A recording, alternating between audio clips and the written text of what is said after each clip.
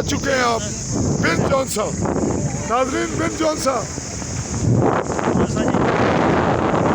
झील, और ये बिन जॉनसा के मनाजिर दिन के।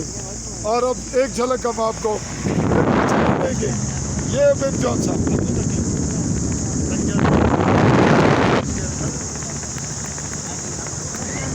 बिन जॉनसा चूँकि तालाब को उखड़ा गया है, अभी वहाँ पानी नहीं था।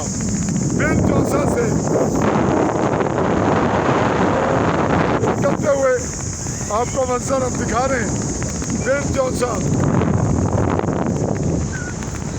मारूफ तरीन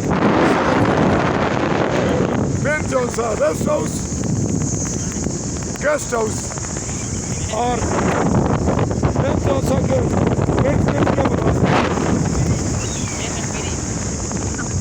जी नाजरीन, बिन जॉनसा की खूबसूरत तरीन वादी।